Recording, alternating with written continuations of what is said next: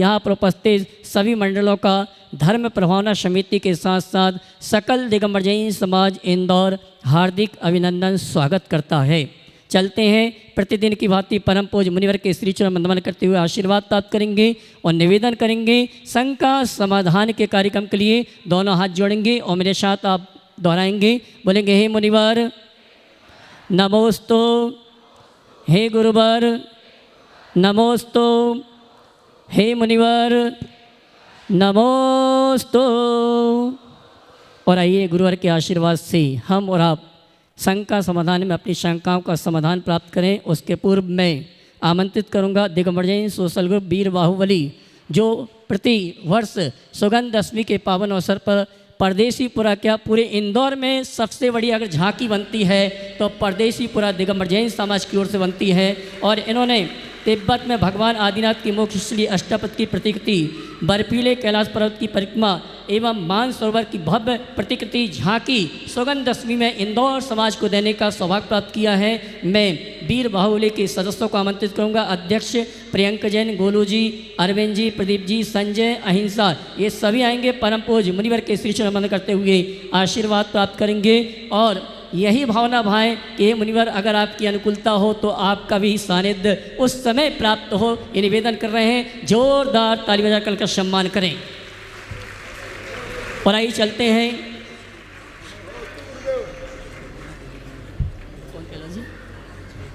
हाँ जी, प्रमाणिक समूह द्वारा 10 लक्षण महापर्व के अवसर पर हमारे आपके लिए प्रमाणिक पाठशाला मिशन 10 डेज एक बहुत ही छोटी पुस्तिका आपके बीच आ रही है, जिसमें हमें प्रतिदिन क्या करना है, क्या नहीं करना है, प्रतिक्रमण आपने किया नहीं किया आदि बहुत सी जानकारी को आपको भरना है। और जो सर्वोत्तम जानकारी भर के देगा उसको पुरस्कार भी दिया जाएगा। ऐसी पुस्तिका के लिए विमोचन के लिए मैं आमंत्रित करूंगा श्रीमती चंद्रकला जी पाटनी, बहन सुनीता दीदी वाशा और श्रीमान कैलाश चंद जी, ये सभी आएंगे। इस का विमोचन का कार्यक्रम संपन्न करेंगे। आइए और साथ में पद्मा दीदी भी आ जावें।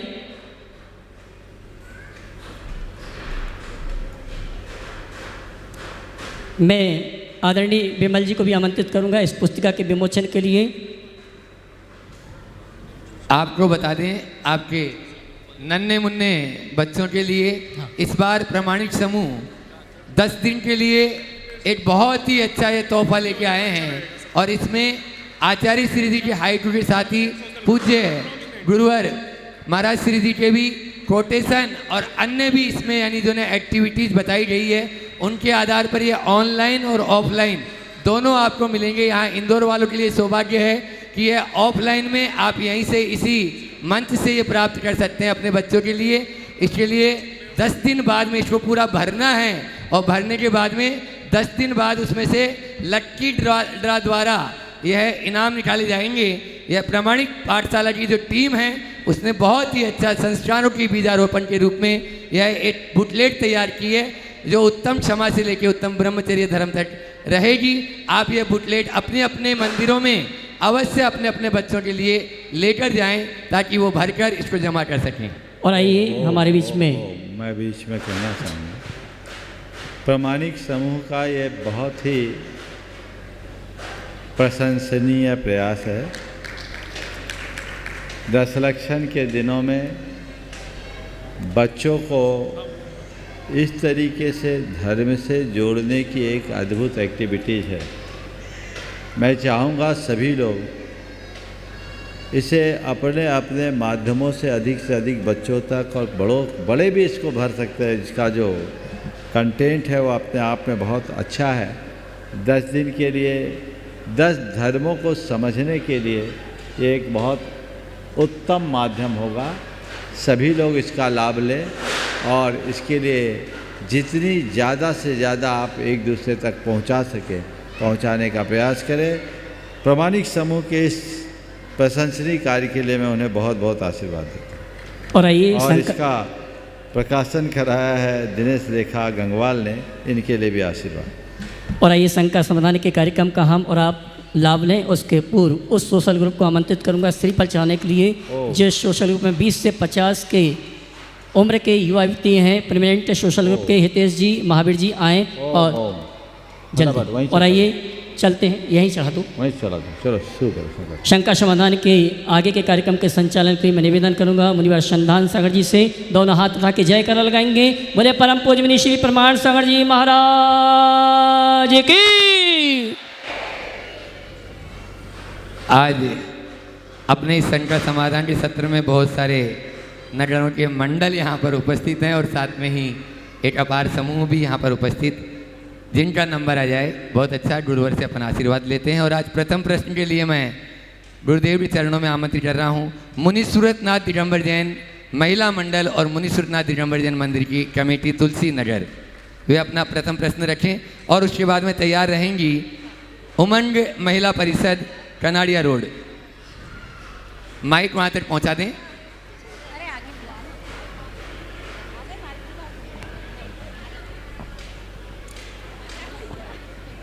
मैं सभी तुलसी नगर और निकटवर्ती आप लोग क्षेत्रों सीधा की सीधा तरफ से अपना प्रश्न गुरुवर बोलें। के चरणों में त्रिबार नमोस्तु नमोस्तु नमोस्तु।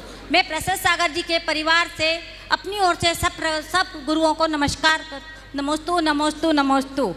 महाराज श्री महिला मंडल की तरफ से श्रीमती मालती देवी और दिनेश कुमार जी आपसे प्रश्न करेंगे। नमस्तु महाराज श्री, मेरा प्रश्न है, ये मेरा एक मन के अंदर आने वाला प्रश्न है, पर मैं समझती हूँ शायद ये सभी का प्रश्न उत्तर होगा। इसमें ये है कि जब प्रतिकूल परिस्थितियाँ होती हैं तब हम लोग जो श्रद्धा से भगवान का भक्ति करते हैं उस समय हमारा मन भगवान से सीधे जुड़ जाता है। बाद में जब हम प्रतिकूल परिस्थितियों से निकलकर अनुकूल परिस्थितियों में आ जाते हैं तब हमने ये अनुभव किया है कि भक्ति आराधना सब कुछ करते हुए पे भी हमारे अंदर जो एक अटैचमेंट था भगवान से वो हमारा कम हो जाता है। जबकि हम भक्ति भी कर रहे हैं, आराधना भी कर रहे हैं, सब कुछ कर रहे हैं, उसके बाद में भी ऐसा क्यों होता है? हम लोगों की एक कमी, आज लोग धर्म को दवाई की तरह प्रयोग में लेने लगे। और दवाई का प्रयोग कोई भी तभी करता है जब वो अपने आप को बीमार महसूस करता है। स्वास्थ्य अनुभव करते ही दवाई बंद कर देते हैं। ऐसे ही जब कोई तकलीफ़ होती है धर्म के प्रति रुझान बढ़ जाता है और बड़े उत्साह और रुचि के साथ करने लगते हैं। जब ठीक होने लगता है तो छोड़ देते हैं। तो ये स्थिति ऐसी बनी रहेगी अगर आप धर्म को एक औषधि के रूप में करेंगे और इसकी जगह धर्म को जीवन की श्वास बना लोगे तो फिर हर पल अच्छा होता रहेगा, दुख में भी होगा, सुख में भी होगा। तो धर्म को केवल एक औषधि के रूप में देखने की जगह धर्म को जीवन की श्वास बनाने का प्रयास। हम हमेशा टच में रहेंगे। उमंग महिला परिषद कनाड़िया रोड इंदौर और उसके बाद में तैयार रहेंगे पीयूष जी जैन अमर पाटन। उमंग महिला परिषद की ओर से समस्त मुनि संघ को त्रय बार नमोस्तु नमोस्तु नमोस्तु।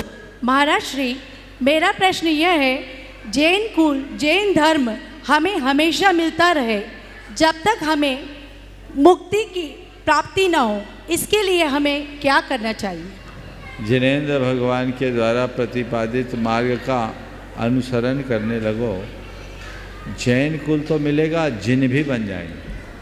समझ गए? तो हम जिनेंद्र के मार्ग का अनुकरण करें, जैसा भगवान ने कहा वैसा हम करें, तभी हमारा जीवन सफल होगा। ठीक है? पीयूष जी जैन अमर पाटन जो डुणायतन के संस्थापक सदस्य भी हैं और उसके बाद में तैयार रहेंगे। नमोस्तु महाराज जी। ओम एक की अनुमति है, एक ही प्रश्न करें, उसके बाद में तैयार रहेंगे तिलक नगर महिला मंडल। बहुत सारे मंडल ही मंडल हैं आज, इसलिए। नमोस्तु महाराज जी, मेरा प्रश्न ये है कि रोज पूजन अभिषेक करने और महीने में या हफ्ते में अभिषेक करने वालों को कितना पुण्य मिलता है? ओम ओम ओम। थोड़ा शांति करने वालों में और महीने में एक दिन पूजन करने वालों के पुण्य में क्या अंतर? देखो, इसका उत्तर दो तरीके से दे सकता हूँ। पहला उत्तर, रोज घर की सफाई करने वाले में और महीने या 15 रोज में एक दिन सफाई करने वालों में क्या अंतर है? बोलो। अंतर तो है। हाँ, अंतर तो है ना? तो आप बताओ, रोज सफाई करना पसंद करोगे कि महीना 15 रोज में? रोज रोज। रोज भोजन करने वाले में और हफ्ता 15 रोज में एक दिन करने वालों में अंतर तो है। हाँ, अंतर तो है। अंतर है। रोज भोजन करना पसंद करोगे कि सप्ताह में एक दिन? रोज ही करेंगे। हाँ, रोज ही करेंगे। तो जब रोज सफाई करने के लिए तुम तत्पर होना चाहते हो, रोज भोजन करने के लिए तुम अपनी तत्परता दिखाते हो, तो रोज पूजन करने में भी तत्परता दिखाओ ना। लेकिन सुनो, इसका दूसरा पहलू, उत्तम तो यही है कि हम रोज करें, पर रोज न कर पाओ तो कम से कम सप्ताह में एक रोज तो करें। सप्ताह में एक रोज न कर पाओ तो 15 दिन में तो एक रोज करें।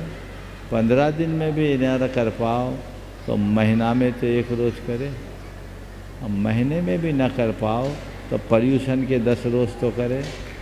और पर्यूषण के 10 रोज भी न कर पाओ तो हम क्या करें? फिर तो भगवानी वाली, जितना बने उतना ही करना चाहिए, आगे मैं नहीं कहूँगा। ठीक। नमोस्तु महाराज। तिलक नगर महिला मंडल और उसके बाद में अपने बीच में आज असिस्टेंट कमिश्नर जीएसटी इंदौर से मुकुल जी जैन साहब यहाँ पर हैं। तिलक नगर महासमिति की ओर से त्रय महाराज जी को नमोस्तु नमोस्तु नमोस्तु। छुल्लक जी महाराज जी को इच्छामी इच्छामी इच्छामी। नमोस्तु गुरुदेव। गुरुदेव, आज की भौतिकता में हम धर्म तो करते हैं क्रियाओं से, कभी कभी हम कारणवश क्रियाएं नहीं कर पाते, तो क्या क्रियाओं से ही पुण्य लगता है या भावों से ही पुण्य लगता है? तो इस शंका का समाधान। देखो, न क्रियाओं से पुण्य लगता न भावों से पुण्य लगता, भाव पूर्वक क्रिया करने वालों को पुण्य लगता। समझ गए? देखो एक घटना बताते। नमोस्तु गुरुदेव। नमोस्तु। हम लोग भाव की बात करते हैं और भाव की आड़ में क्रियाओं से विमुख हो जाते हैं। हम क्षुल्लक अवस्था में थे, पपोरा जी की बात है 1986 की। हमारा आहार हो रहा था और उस दिन शास्त्री परिषद के कई वरिष्ठ विद्वान आए हुए थे, एक वरिष्ठ पदाधिकारी भी थे। वे आहार देख रहे थे। जिस चौके में आहार हो रहा था उसमें एक माता जी थी। उन्होंने कहा, पंडित जी आप भी आहार दे लो। बोले नहीं, हमारी तो अनुमोदना है। थे बुंदेलखंडी। उनने कहा हमारी तो अनुमोदना है। वो माता पढ़ी लिखी तो नहीं थी लेकिन मर्मज्ञ थी, और उन्होंने जो बात कही वो गजब की। कहा, पंडित जी अनुमोदना तो मूक बधिरों के लाने आए, आप जैसे विद्वानों के लाने नहीं आए। आप तो दे दो, आप तो दे सकत हो। समझ गए? पंडित जी की आंखें खुल गई। जब क्रिया करने में असमर्थ हो तो भाव की बात करो, सामर्थ्य रहते भाव पूर्वक क्रिया करो, तभी धर्म पलेगा, तभी धर्म चलेगा। भाव भाव भाव भाव को प्रमुखता देकर क्रिया को गौण करना कतई उचित नहीं। इसलिए जब भी करो भाव पूर्वक क्रिया करो, तभी हम सफल हो पाएंगे। ठीक। नमोस्तु गुरुदेव। नमोस्तु नमोस्तु। Mukul ji Jain assistant commissioner GST Indore. उसके बाद में तैयार रहेंगे आज सागर जैन समाज से, यहाँ वरिष्ठ पदाधिकारी सभी लोग यहाँ पर हैं, और उसमें मुकेश जी ढाणा, देवेंद्र जी जैना, इंद्र जी नायक और उनके साथी जन सभी एक साथ यहाँ पर एक प्रश्न गुरु चरणों में करेंगे। नमोस्तु नमोस्तु महाराज जी। इच्छामी महाराज जी। महाराज जी, मेरा प्रश्न यह है कि हम लोग मैडम सरकारी नौकरी में हैं और वर्कलोड बहुत बढ़ गया है और जीवन में तनाव भी बहुत बढ़ गया है।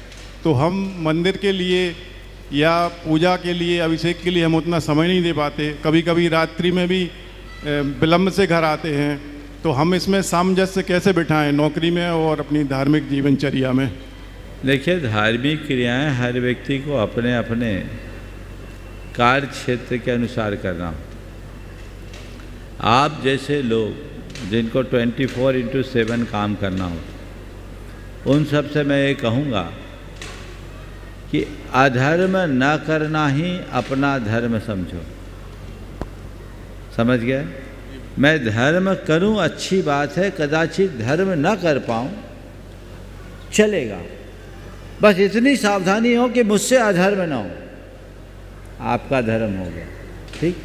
जी। अब रहा धार्मिक क्रियाओं का, नमस्ते। तो जिस दिन नहीं कर पाओ कोई बात नहीं, जिस दिन छुट्टी मिले साप्ताहिक डोज कर लो, काम पूरा हो सकता है।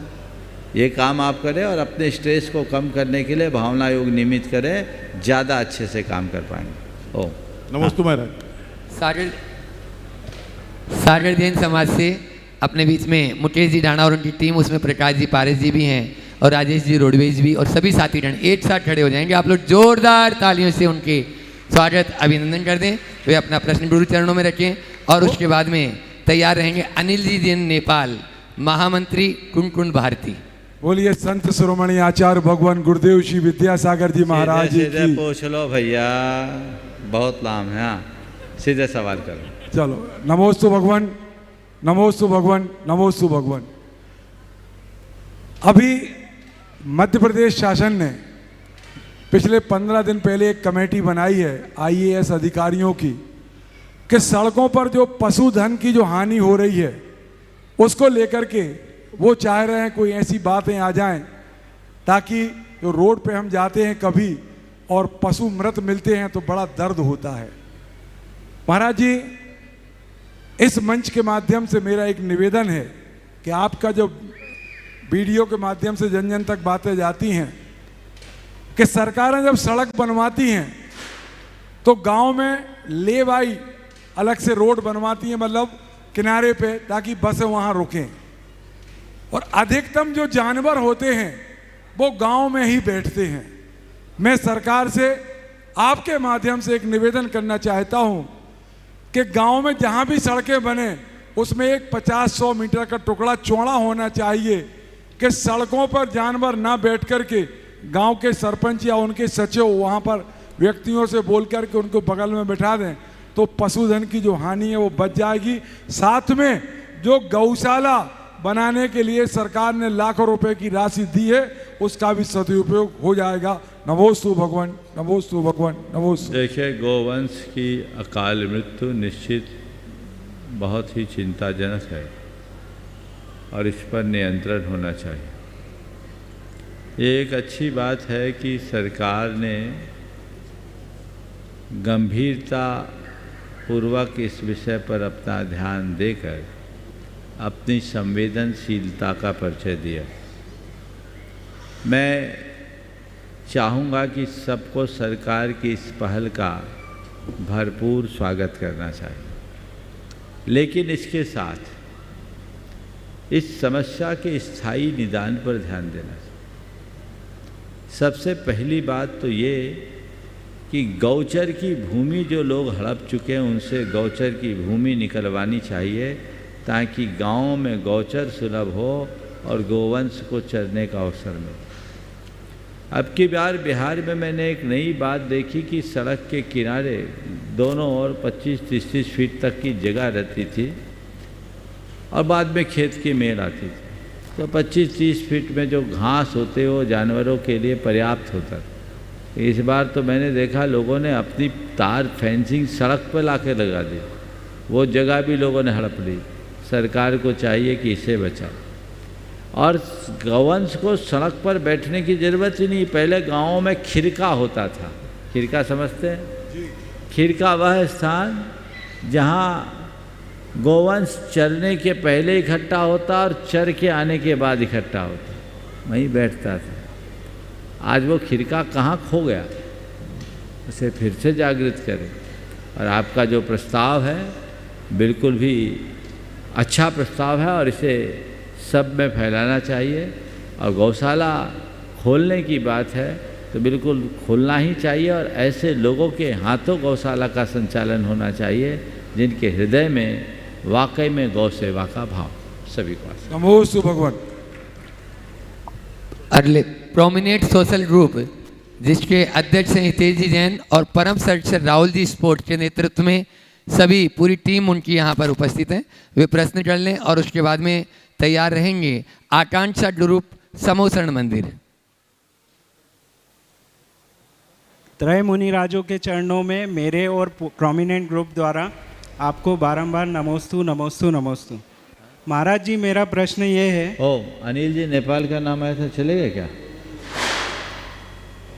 कुंद भारती यहाँ पर अनिल जी नेपाल कुंद भारती से जो महामंत्री उपस्थित हैं। चलेगा, चलिए ठीक। महाराज जी मेरा प्रश्न ये है, पुरानी पीढ़ी अतीत में जीना चाहती है और नई पीढ़ी भविष्य को सजोना चाहती है। इस चक्कर में वर्तमान की कोई नहीं सोचता, जिससे दोनों ही खुश नहीं रह पाते। पुरानी पीढ़ी के पास अनुभव होता है और नई पीढ़ी के पास जोश होता है। दोनों का सामंजस्य कभी नहीं बैठ पाता और अहम भाव में कभी कभी कॉन्फ्लिक्ट पैदा हो जाता है।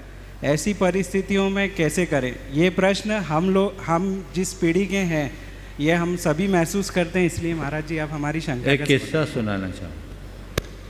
एक बार ऐसा हुआ, एक अंधा और एक लंगड़ा अपने गांव से दूसरे गांव की ओर जा रहे थे। रास्ते में जंगल था और उस जंगल में आग लग गई। आग की लपटें चारों ओर फैल रही थी। अंधे के पास आंखें नहीं थी, वो जिधर जाता उधर उससे झुलसन होती। और जो पंगु था वो देख तो रहा था कि सब तरफ आग है, लेकिन भागने की कोई गुंजाइश नहीं थी। दोनों की हालत बड़ी गंभीर हो गई। इसी बीच दोनों के मन में एक सुध आई और पंगु ने अंधे से कहा कि भाई तुम जवान हो, तुम्हारे पैर सबल हो, तुम्हें दिखता नहीं, पर मेरी आंखें बहुत तेज हैं, मेरे पास पैर नहीं। इस विषम स्थिति में यदि हम दोनों में तालमेल बैठ गया तो हम दोनों इस संकट से पार उतर सकेंगे। मेरा एक प्रस्ताव है। बोले क्या प्रस्ताव? बोले तुम मुझे अपने कंधे पर बिठा दो, मैं तुम्हें अपना इशारा देते जाऊंगा, तुम चलते जाना, हम दोनों इस दावा नल से बच जाएंगे। दोनों को बात समझ में आ गई। अंधे ने अपने कंधे पर पंगु को बिठाया, पंगु इशारा करता गया और अंधा चलता गया। दोनों सकुशल उस जंगल की आग से बच गए, बाहर आ गए। समझ गए? मैं इतना ही कहना चाहता हूँ, नई पीढ़ी जिनके पास शक्ति है पर अनुभव की आँख नहीं, पुरानी पीढ़ी जिनके पास आँखें हैं पर आज की शक्ति नहीं, उनके पास अतीत का अनुभव है पर आज की शक्ति नहीं, और नई पीढ़ी के पास आज की शक्ति तो है, अतीत का अनुभव नहीं। यदि आज की नई पीढ़ी पुरानी पीढ़ी को अपने कंधे पर बिठाल दे और उनके इशारे पर चले तो दोनों पार हो सकते हैं। इसलिए यही तालमेल दोनों को आगे बढ़ा सकते। नमोस्तु। आकांक्षा ग्रुप समोसरण मंदिर इंदौर और तैयार रहेंगे तिलक नगर ट्रस्ट मंडल। प्रश्न करेंगे विमल जी अजमेरा।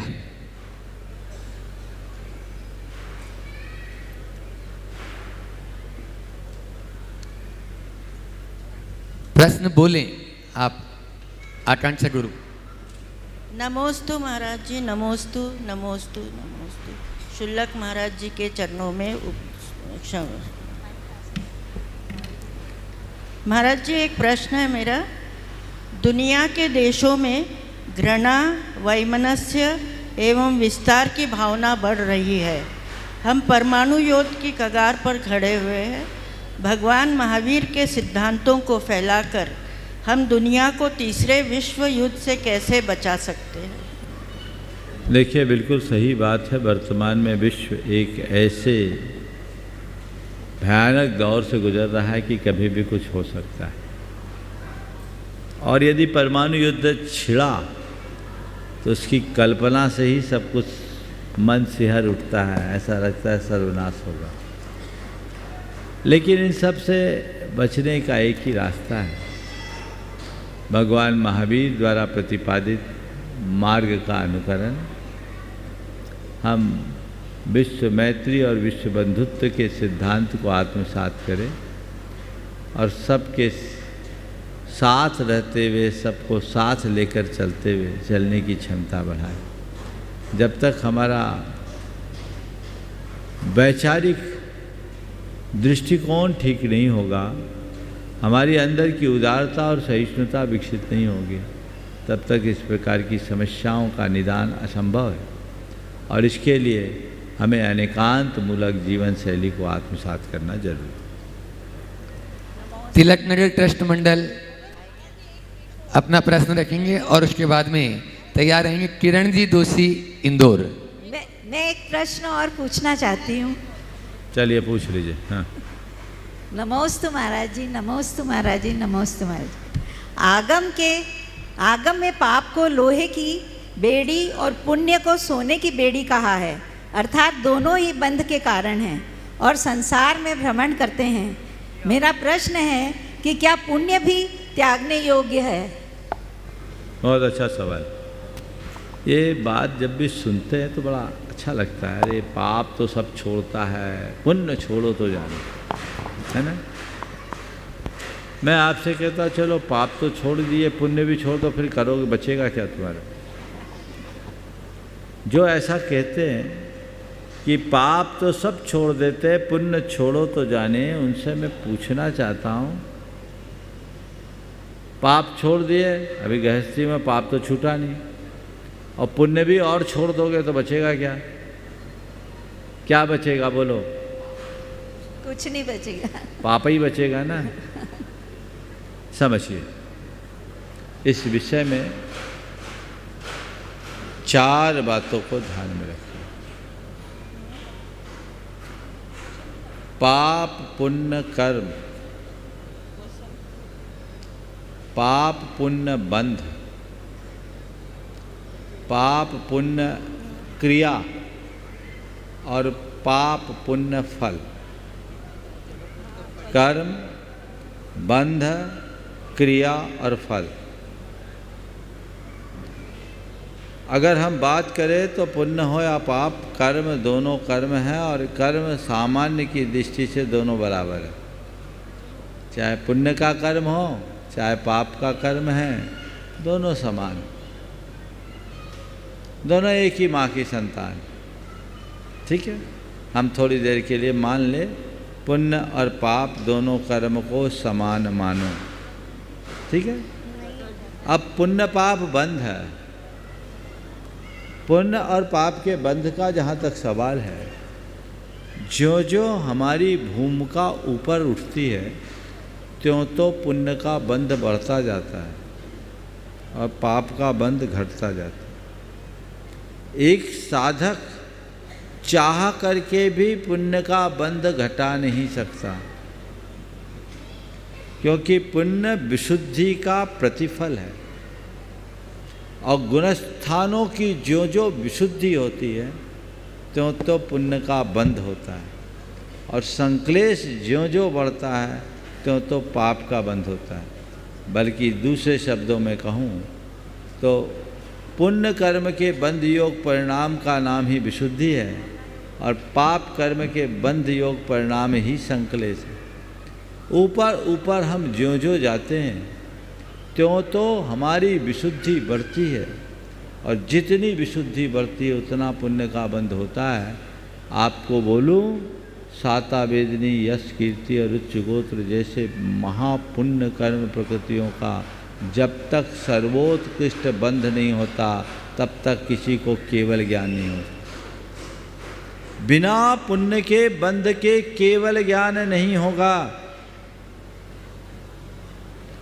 समझ गए? ये पुण्य बंध होगा मुझे पुण्य नहीं बांधना, मुझे पुण्य नहीं बांधना, तो पाप और बांध लोगे। समझ गए? अब बात आती है पुण्य पाप क्रिया। पुण्य और पाप की क्रिया को कभी समान मत मानना। पुण्य की क्रिया परंपरा से मोक्ष का कारण बन सकती है, पाप की क्रिया तो केवल और केवल पतन कराएगी। दोनों को समान मानना घोर अज्ञान। एक बार मैं स्वाध्याय कर रहा था, समय सार पढ़ रहा, पूछा महाराज क्या चल रहा है? मैंने बोले समय सार। बोले कौन सा अधिकार? बोले पुण्य पाप अधिकार। महाराज ये पुण्य पाप में क्या अंतर है? हमने कहा पहला अंतर तो ये, एक में 2.5 अक्षर है, दूसरे में 2 अक्षर। पुण्य पाप में क्या अंतर है? बोला एक में, हमने कहा एक में 2.5 अक्षर, एक में 2 अक्षर। महाराज हम तो निश्चय से पूछते हैं।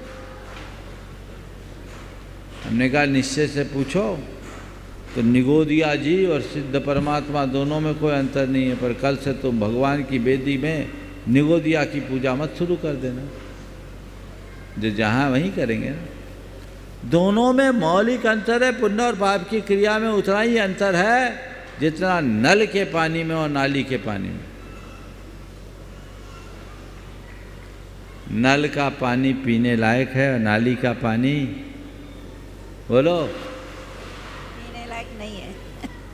गृहस्थों का धर्म पुण्य की क्रिया रूप है, पाप की क्रिया रूप नहीं। पुण्य की क्रिया छोड़ दोगे तो विक्रिया करोगे। तुम्हारी भूमिका पुण्य पाप से ऊपर उठने की नहीं है, वो तो महायोगियों की है। गृहस्थों के लिए यही एक धर्म है, दान पूजा शील उवासो सावयानम चौभ्यो धम्मो। दान पूजा शील और उपवास यही श्रावकों के 4 धर्म हैं, जो पुण्य वर्धक क्रिया के रूप में इन क्रियाओं का अनुपालन होना चाहिए। इसलिए पुण्य और पाप की क्रिया को सर्वथा समान मत मानना। भैया साइड, पुण्य पाप की क्रिया को सर्वथा समान मत मानना। हाँ, उनके लिए पुण्य पाप की क्रिया समान है जो पुण्य पाप से ऊपर उठ गए, जो आत्म ध्यान में लीन हो गए, जो क्रियातीत हो गए, जो आत्मा में डूब गए, उनके लिए है। लेकिन जो पाप पंख में फंसा हुआ है, उसके लिए पाप से बचने का श्रेष्ठ आलम्बन पुण्य है। इसीलिए गृहस्थों के लिए पुण्य को धर्म कहा है। समझ रहे हैं? आगे सुनो, अभी 3 ही बात कही, 4थी बात और सुन लो। संक्षेप में ही बोल रहा हूँ, पर मैं समझ रहा हूँ बात क्लियर हो रही होगी। पुण्य पाप फल। आप पुण्य और पाप की क्रिया को कभी समान मत मानना, लेकिन पुण्य और पाप के फल को समान मानना। पुण्य की क्रिया को मत त्यागो, पुण्य के फल का त्याग करना धर्म है। पुण्य की क्रिया त्यागना धर्म नहीं है। लोग पुण्य के फल को तो भोगना चाहे और पुण्य की क्रिया को हे बताए, ऐसे लोगों के उपदेश को हे समझना। उसका उपदेश ही है। क्रिया तो तुम्हारा आलम धर्म है। तुम जो प्रवचन सुना रहे हो वो पुण्य की क्रिया की पाप की क्रिया? तुम्हारा ये प्रवचन उपादेय है। यदि तुम्हारे हिसाब से पुण्य की क्रिया है तो तुम्हारा प्रवचन भी है। समझो, तो क्रिया को फल को हे समझो और पुण्य और पाप के फल को सर्वथा समान मानो। पुण्य में हर्ष नहीं, पाप में विषाद नहीं। पुण्य पाप फल माई, हरख बिल खो मत भाई। यह पुद्गल पर जाए, उपज बिन से थिर नाई। ये उक्ति समझ गए? तो पुण्य और पाप कर्म को समान मानो। पुण्य और पाप बंध में हमारा जोर नहीं, पुण्य और पाप क्रिया हमारे हाथ में है। इसलिए पुण्य की क्रिया को बुद्धिपूर्वक अपनाओ, पाप की क्रिया से विमुख होने का संकल्प लो। पाप के त्याग का नाम व्रत है और व्रत को जीवन पर्यंत के लिए बुद्धिपूर्वक अंगीकार किया जाता है। अरहंत परमात्मा भी जब दीक्षा लेते हैं तो पंच महाव्रतों को स्वीकार करते हैं। क्या मैं पाप को त्यागता हूँ और व्रतों को अंगीकार करता हूँ, पुण्य है। लेकिन पुण्य और पाप के फल को हमेशा समान मानना, जैसे पाप के फल से बचते हो वैसी पुण्य के फल को त्यागने की कोशिश करो और भोगों में रत होने की जगह वैराग्य में आगे बढ़ो, तब जीवन का उत्कर्ष होगा। नमोस्तु महाराज, नमोस्तु महाराज। ओम। तिलक नगर ट्रस्ट मंडल और उसके बाद में किरण जी दोषी इंदौर तैयार रहेंगे। हेलो, पहले तिलक नगर, हाँ तिलक नगर बोलिए। हाँ, समूह शरण में विराजित हमारे सभी गुरुवर में विमल अजमेरा, हमारे तिलक नगर समाज के सभी साथी और राहुल रत्न के साथ में आपको यथायोग्य नमोस्तु इच्छामि वंदामि करता हूँ। गुरुदेव, आपके यहाँ पर जैसे हमने प्रवचनों के माध्यम से और शंका समाधान के माध्यम के प्रकाश में ये देखा है कि शहंशाह अकबर और उसके 9 रत्न, दूसरा राजा विक्रमादित्य और उसके 9 रत्न। विक्रमादित्य के सिंहासन में कहते हैं कि कठपुतलियाँ लगी थी दैविक शक्तियों की, उससे वो एक ऊर्जा मिलती थी। इसी प्रकार इस समूह शरण के इस आसन में, जैन सिंहासन पर जो आप विराजित हो, तो उसकी ऊर्जा में, शुभ ऊर्जा और शुभ कार्य में एक यजमान और 9 रत्न हैं। तो इन 9 रत्नों की चमक और इनकी साधना इस पंडाल में पूरी ऊर्जा देती है। समूह शरण है, रोज नए नए, पहले कहते थे कि कोठे हैं, इतने भाग हैं समूह शरण में, इतनी भूमि है, लेकिन यहाँ तो रोज अलग अलग मंडल, अलग अलग ग्रुप अपने अपने प्रश्न लेके समाधान करते हैं। गुरुदेव, ये तीनों में 9 रत्न, एक आपके साथ में 9 रत्न, एक यजमान राजा अकबर और विक्रमादित्य, इनके 9 रत्न। अब इसी के विपरीत इस कलयुग में एक प्रधान 9 पटेल और 13 चौधरी। फिर से बोलना, क्या बोले? इस युग में एक प्रधान 9 पटेल, एक प्रधान 9 पटेल और 13 चौधरी। 13 चौधरी, हाँ, और चौधरी अब इस कलयुग में ये पिंडे पिंडे मतिर भिन्ना, जबकि 9 रत्नों में सब एक मन्ना। तो इन पिंडे पिंडे मतिर भिन्ना 9 पटेल 13 चौधरी के इस शासन काल में, जैसा कि, हाँ जल्दी बोलो, हाँ, जैसा हम देख रहे हैं कि ये जो आधार है 9 रत्नों का, एक सिंहासन का, और इधर 9 पटेल 13 चौधरी का जो आधार है, अखबार है, वो भी निराधार है। तो हम गुरुदेव ये चाहते हैं आपकी शुभ ऊर्जा और ये जो पूरे विश्व में प्रसिद्धि है, उसके ऊर्जा के प्रकाश में आपके शंका समाधान और प्रवचनों की जो गंगा बहती है, उसमें हम ये चाहते हैं कि इन दोनों में, आज के इस युग में हम कैसे जिए, संतोष कैसे हो, धर्म प्रभावना कैसे हो, एक रूपता कैसे हो, यही प्रश्न है, यही निवेदन है। नमोस्तु। बहुत ही आगे की सोच करके इनने सवाल किया है। 9 रत्न की बात कही तो चौथा और जोड़ दूं, भारत सरकार की भी कुछ 9 रत्न है ना, कुछ कंपनियां हैं 9 रत्न। आप लोगों ने मेरे साथ 9 रत्न को जोड़ दिया, पर मैं तो अपने साथ केवल 3 रत्न को जोड़े रखना चाहता हूँ। और हमारे आचार्यों ने तो हमारे लिए यही मार्गदर्शन दिया कि 3 रत्न तेरे पास रहेंगे तो दुनिया के सारे रत्न तेरे चरणों में लुंठित होंगे। और ये 9 रत्न भी जो आए हैं ना, 3 रत्न में से आए नहीं, 3 रत्न के पीछे आए। हाँ, 3 रत्न के पीछे। अगर ये 3 रत्न नहीं आए होते तो 9 रत्न का काम क्या था? समझ गए? इसलिए हम तो यही कहते हैं, अगर हर व्यक्ति 3 रत्न को ध्यान में रखे तो 1 प्रधान 9 पटेल और 13 चौधरी की बात ना आएगी। हमने तो एक दूसरी कहावत भी सुनी थी, 90 नेता 9 चौधरी 1% जनता। अब सामान कौन उठाए? समझ गए?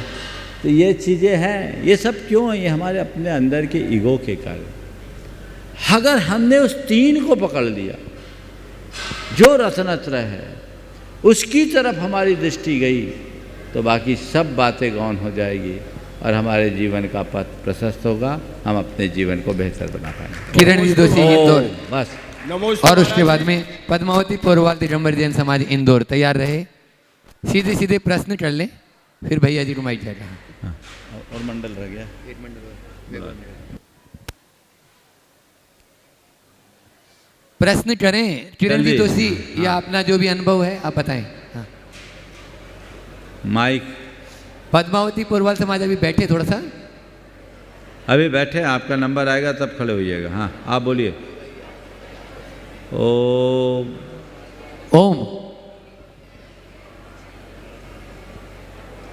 गुरुवर, मैं एक कैंसर पेशेंट हूँ। मेरे मुंह में कैंसर हुआ था 2018 में।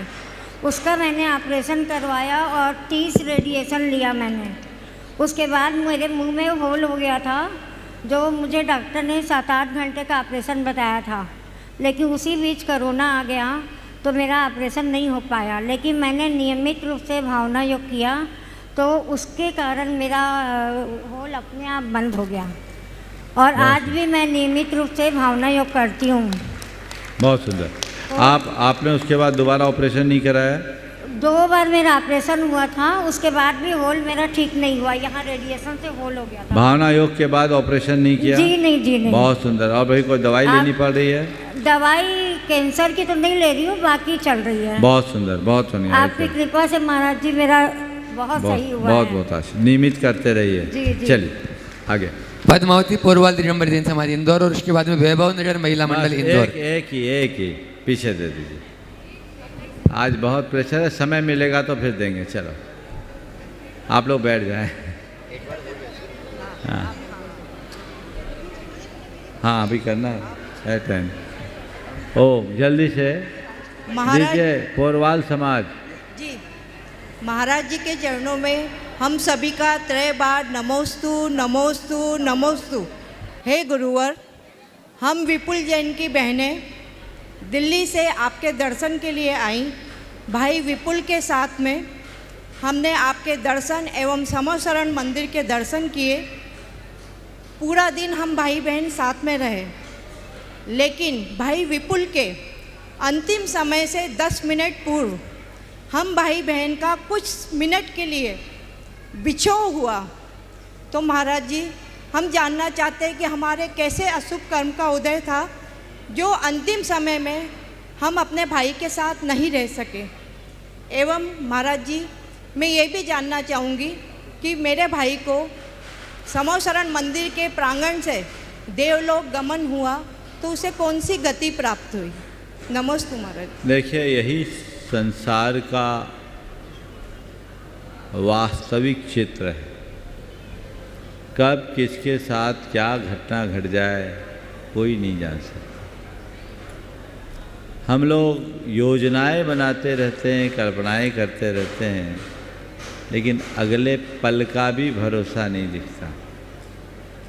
विपुल भाई बहुत उत्साही, समर्पित कार्यकर्ता मेरे पास रोज आते थे और अक्सर वो कहते, महाराज पद्मावती पोरवाल समाज के लिए आप कुछ मार्गदर्शन दीजिए। उनके मन में कुछ योजनाएं भी थी, लेकिन हम तो यही कहते हैं, हम लोग रोज़ दोहराते, कब किसकी बारी आ जाए कोई पता नहीं। अब इस घटना को स्वीकारने के अतिरिक्त अपने पास और कोई उपाय नहीं। हम लोग कहते हैं, राजा राणा छत्रपति हाथिन के असवार, मरना सबको एक दिन अपने अपनी बार। अब जिसकी जब बारी आ गई चले गए। अब इस घटना को स्वीकार करने के अलावा हमारे पास कोई और रास्ता नहीं। आपने कहा हमारा साथ, हम अंतिम समय साथ रह नहीं पाए। हमने तो बचपन से ही सुना आप अकेला उतरे मरे अकेला हो, या कहूँ इस जीव को सागी साथी सगा न कोई, सत्य को स्वीकार करो, ये जीवन का परम सत्य है। इसलिए ऐसी घटनाओं को शोक का निमित्त बनाने की जगह वैराग्य का निमित्त बनाओ। वो निश्चित समो शरण का दर्शन किया है और दर्शन करते करते गया है, तो मुझे तो लग रहा है वो साक्षात भगवान के समो शरण में चला गया हो। आप यहाँ आंसू बहा रहे हैं, ये पर्याय बुद्धि मत रखिए। मैं पूरे परिवार को आशीर्वाद देना चाहता हूँ, खासकर उनकी धर्मपत्नी को भी देना चाहूँगा। आई हैं क्या? हाँ, ऐसी घड़ी में अपने मन में संबल बनाए रखें, तत्व ज्ञान का आश्रय लें, धैर्य रखें। और पूरे परिवार को भी ये संदेश देना चाहूँगा कि इस दुख की घड़ी में विपुल तो लौट के नहीं आ सकता, लेकिन आप लोग चट्टान की तरह इस तरह खड़े रहें कि उसके अभाव की क्षतिपूर्ति जितनी बन सके करें। बच्चों को भी मैं यही संदेश देना चाहूँगा कि वे अब बड़े हो गए तो बहुत कर्मठता के साथ यही है। अच्छा,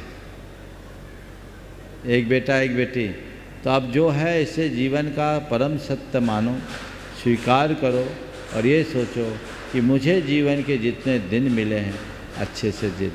महत्वपूर्ण ये नहीं है कि हम कितना जिएं, महत्वपूर्ण ये है कि हम कैसे जिए। अगर हमने ढंग से जिया तो थोड़े दिन की ज़िंदगी में भी हम बहुत बड़ा काम कर सकते हैं, और गलत तरीके से जीने वाले लंबा जीवन जीने के बाद भी कुछ नहीं करते। सभी को आशीर्वाद। हाँ। नमोस्तु महाराज जी, नमोस्तु नमोस्तु। मेरा प्रश्न है समाज की तरफ से, समाज के युवाओं की, कि जैन युवाओं को इस तेज़ी से बदलती वह दुनिया में कौन से मूल्य अपनाने चाहिए जिससे वे दुनिया की चुनौतीपूर्ण परिस्थितियों में अपने मूलभूत आदर्शों, सिद्धांतों, ईमानदारी और नैतिकता को इस तथाकथित सफलता की दौड़ में बचाते हुए समाज को भी आगे बढ़ाने में सहयोग करें। देखिए, दुनिया कितनी भी बदल जाए, अपने उसूलों और सिद्धांतों को नहीं बदलना चाहिए। दो तरह के मूल्य है, एक सामयिक मूल्य, एक शाश्वत मूल्य। सामयिक मूल्य देश काल के अनुसार बदलते हैं, कोई दिक्कत नहीं, लेकिन शाश्वत मूल्य तो शाश्वत मूल्य है, वो कभी बदलना नहीं चाहिए। हमें शाश्वत मूल्य के प्रति निष्ठावान होना चाहिए। अपना जीवन पेड़ की तरह बनाना चाहिए। पेड़ की शाखा प्रशाखाएँ झूमती है, झुकती है, हवाओं के झोंके से कभी कभी धरती को चूमती भी, लेकिन उसका तना हमेशा तना रहता है। तना हमेशा तना रहता है, और इसलिए तना तना रहता है, सब झुक जाए लेकिन तने को तना रहना चाहिए, इसीलिए नाम उसका तना है। तना उखड़ झुक जाए तो पेड़ ही उखड़ जाए, तो हम सब में झुक जाए, सिद्धांतों के तने को तने रखना चाहिए। समझ गए? अभी बात विपुल भाई की हो रही थी, अभी मुझे जानकारी दी गई कि आपके मध्य प्रदेश के माननीय मुख्यमंत्री जी के पिताश्री भी कल नहीं रहे। क्या? पूनम चंद जी यादव। अब कब किसके साथ क्या घटना घट जाए कैसे कह नहीं सकते। पूनम चंद जी यादव का कल हुआ स्वर्गवास, आज ही हुआ, और आज ही समाचार मिला वैद्य जी सुशील जी की धर्मपत्नी का भी आज ही प्रातःकाल स्वर्गवास हुआ। कब किसके साथ क्या घटना घट जाए कोई भरोसा नहीं है। जीवन के सत्य को समझो। हम लोग रोज़ अखबार खोलते हैं, आप लोग अखबार खोलते हैं तो रोज़ समाचार पढ़ते 3 मरे 13 घायल, कोई पता नहीं कब क्या हो जाए। युधिष्ठिर से जब यक्ष ने प्रश्न किया किम आश्चर्यम, कोई जवाब नहीं दे पाया। भीम, नकुल, सहदेव, भीम, अर्जुन, किसी के पास जवाब नहीं था। लेकिन जब युधिष्ठिर जी के पास ये सवाल आया किम आश्चर्यम, तो युधिष्ठिर जी ने एक ही उत्तर दिया, अहन नहन ही भूतानी गच्छन्ति यम मंदिरम शेषा जीवित मिच्छन्ति किम आश्चर्य बतः परम। रोज़मर्रा लाखों लोग मौत के मुंह में समाते हैं, उसके बाद बाकी लोग जिंदा रहना चाहते हैं। इससे बड़ा आश्चर्य इस लोक का क्या है। किसी के मर जाने में कोई आश्चर्य नहीं, आश्चर्य तो यही है कि हम बचें। कब किसकी घंटी बज जाए कोई पता नहीं। इसलिए जीवन की सच्चाई को समझते हुए अपने जीवन के क्रम को आगे बढ़ाना चाहिए। इस क्रम में मैं मुख्यमंत्री जी के लिए भी और उनके परिवार को भी आशीर्वाद दूंगा, और साथ ही वैद्य जी के परिवार को भी कि दुख की घड़ी में धैर्य रखे और ऐसे निमित्तों को शोक का निमित्त न बनाकर वैराग्य का निमित्त बनाएं, जो जीवन के यथार्थ का बोध करा सके। सभी को आशीर्वाद। वैभव नगर महिला मंडल, और उसके बाद में भैया जी तैयार हैं। नमोस्तु महाराज जी, नमोस्तु। तीनों महाराज जी के चरणों में मेरा व वैभव नगर महिला मंडल की ओर से त्रय बार नमोस्तु नमोस्तु नमोस्तु। छुल्लक जी महाराज जी के चरणों में इच्छामि इच्छामि इच्छा। महाराज जी, मेरा एक छोटा सा प्रश्न है कि जीवन में असली दोस्त की पहचान कैसे होनी चाहिए, जो कि हमारी खुशियों में गुणा कर दे, दुखों में भाग दे दे, बुराइयों को घटा दे और गुणों को जोड़ दे। इन पंक्तियों का आशय व समझाइए महाराज। अच्छे मित्र की पहचान, जो हमारे जीवन में अच्छाइयों का गुना करे, बुराइयों का भाग दे, गुणों को बढ़ा दे, जोड़ दे और बुराइयों को घटा दे, दोषों को घटा दे, दोषों को घटा दे। इसके लिए एक छोटी सी कसौटी, जो हमें सकारात्मक प्रेरणा दे, जो हमें हित में लगाए, जो हमें बुराई से बचाए और जो हमारी खुशी की जगह हमारे हित को प्रमुखता दे, समझ लेना उसे हम अच्छे मित्र के रूप में ले सकते हैं। और ऐसा मित्र हमारे जीवन में इन सब बातों को समाहित कर सकता है। हो नमोस्तु शिविर के निर्देशक बाल ब्रह्मचारी अशोक भैया जी, अभय भैया जी। आइएगा बंधु, कुछ ही दिनों के बाद, 2-3 दिनों के बाद परवराज पर्यूषण पर्व का आगाज हो रहा है और समस्त शिवरार्थी जो इंदौर महानगर से बाहर के शिवरार्थी हैं, वे शिवरार्थी भी यहाँ पर पहुँचेंगे 2-3 दिन के बाद ही। और लगभग सभी शिवरार्थियों के लिए आवास की जो भी लिंक है वो आपके पास तक पहुँच चुकी है और आपको उसी जो आपको लिंक दी गई है उसके हिसाब से आप पहुँचिएगा जहाँ पर भी आप, और समस्त व्यवस्थाएं यहाँ पर लगभग पूर्ण हो चुकी हैं। इंदौर महानगर के जो सुधीर श्रावक हैं उनके लिए अभी और अवसर है, मौका है आपके हाथों में कि आप अभी भी ये सौभाग्य प्राप्त कर सकते हैं। प्रातःकालीन महाराज श्री के मंगल प्रवचन, शंकर समाधान, कक्षाएं और पूजन आदि के माध्यम से तो आप सौभाग्य जागृत करें। महाराज श्री आपके इस महानगर में हैं, उनके साक्षात चरणों में बैठ कर के सौभाग्य आपके लिए प्राप्त हो रहा है। बंधु, हम विधान की सूचना आपके लिए दें उसके पूर्व आपके लिए बता दें, कल शिक्षक दिवस है और उस पर एक अभिनव प्रयोगशाला सायंकाल 5:30 से 7:20 तक विशेष सत्र यहाँ पर आयोजित किया जा रहा है, जिसमें इंदौर महानगर और आसपास के लगभग 500 शिक्षक, जिसमें कुलाधिपति हैं और अन्य शिक्षा से जुड़े हुए समस्त लोग यहाँ पर कल उपस्थित होंगे। महाराज श्री के श्री चरणों में महाराज श्री का विशेष उद्बोधन और शंका समाधान का विशेष सत्र है, आप भी अवश्य ही पधारिएगा। हम सभी को जैसे कि विदित है, कार्तिक मास के आस्थानिक महापर्व पर सिद्धों की आराधना का सौभाग्य, विरल सौभाग्य आप सभी के लिए प्राप्त हुआ है और आप सभी को विदित है 108 मंडली सिद्धचक्र महामंडल विधान की आराधना संपन्न होना है। स्थान सुनिश्चित है, समय सुनिश्चित है, 7 नवंबर से 15 नवंबर तक मंगल सिटी विजयनगर चौराहा। आप सबका सौभाग्य है कि आपको दर्शक की भूमिका में रहना है या आपको उसके पात्र बनना है, सहभागी बनना है, क्योंकि मंडल पुण्यार्जकों का आंकड़ा जो है 100 से ऊपर जा चुका है, क्रॉस कर चुका है। मात्र 7 या 8 मंडल शेष रह गए हैं। 100 से भी ऊपर मंडल सुनिश्चित हो चुके हैं, पुण्यार्जक सुनिश्चित हो चुके हैं। और जो लोग अभी आलस्य कर रहे हैं या कहेंगे मैं ले लूँगा बाद में, तो आपके लिए अवसर नहीं मिलेगा। 3,51,000 रुपये की राशि में आपके परिवार के 12 सदस्य सौभाग्य प्राप्त कर सकेंगे। मंडल का एक रजत कलश आपके लिए प्रदान किया जाता है और आवास, भोजन, वस्त्र और द्रव्य सामग्री की संपूर्ण व्यवस्थाएं। बंधु, ये महिमाशाली विधान जिसके संपूर्ण मंत्रोच्चारण महाराज श्री के मुखारबिंद से होते हैं। कल सायं और आज प्रातः 1 से 25 तक नंबरों की घोषणा की गई थी। इसके आगे के जो पुण्यार्जक हैं उनकी घोषणा यहाँ पर ब्रह्मचारी अभय भैया जी आपके सामने कर रहे हैं। श्रीमा और ओमरावमल जी USA अजमेर, गुड़ैतन ट्रस्टी कमल जी वीना जी गया दिल्ली, श्रीमती बरखा जी भुलेश्वर मुंबई, डॉक्टर पंकज जी शेहर, विदिशा सुशील जी अजमेरा इंदौर, कमल जी, अनिल जी, सुनील जी, कुणाल जी इंदौर, डॉक्टर अमर जी, संध्या जी जैन पालघर मुंबई, जिनेन्द्र कुमार जी मुनिवाय जी इंदौर, श्रीमती नंदा जी, सुनीता जी पलासिया इंदौर, श्री विमल जी दोषी इंदौर, गुणायतन ट्रस्टी मानक भाई जी, चंद कुमार जी देशना परिवार इंदौर, गुणायतन श्री संजय जी, सविता जी, सुतवाला परिवार बल्लभ नगर इंदौर, श्रीमती शकुंतला जी इंदौर, सुनीता दीदी वाशा शिवणी संरक्षक इंदौर, पवन कुमार अनीता जैन इंदौर, विनोद मंजू जैन इंदौर, नरेंद्र इंदिरा अजमीरा इंदौर, श्रीमान विजय जी, श्रीमती चंद्रकांता जी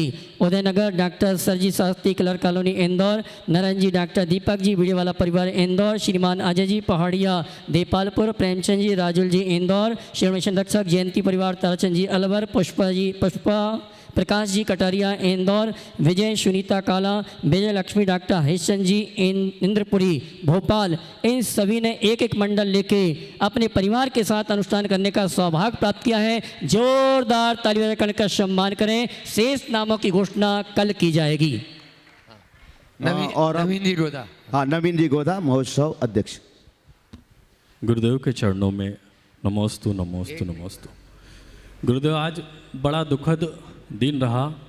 हमारे मध्य प्रदेश शासन के यशस्वी मुख्यमंत्री डॉक्टर मोहन जी यादव के पिताजी नहीं रहे। इस में मुख्यमंत्री जी का हमको काफ़ी योगदान और काफ़ी सहयोग रहा है। मैं चाहता हूं गुरुदेव कि आशीषित परिवार के लिए आपके मुखार बिंदु से संतावना स्वरूप 2 शब्द मोहन यादव के पिताजी श्री पूनम चंद जी यादव का स्वर्गवास हो गया है, उसके ऊपर। देखिए, अभी मैंने थोड़ी देर पहले जिक्र किया था, आना जाना तो लगा हुआ है।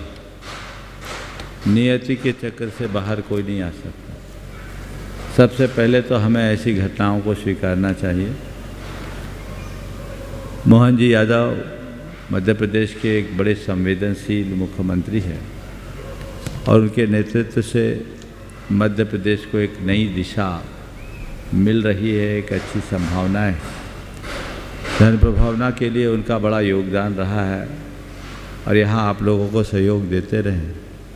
इस घड़ी में मैं उनसे और उनके पूरे परिजनों से यही कहूँगा कि ऐसे मौके में धैर्य से काम ले, इस तरह की घटनाओं को नियति की परिणति मानकर स्वीकार करें और ऐसे इसमें हमें मोह भाव न जगाकर ज्ञान भाव का परिचय दें और अपने जीवन को उनके आदर्शों के अनुरूप चलाते हुए और अच्छा करने के लिए तैयार करें। यही मेरा आशय है।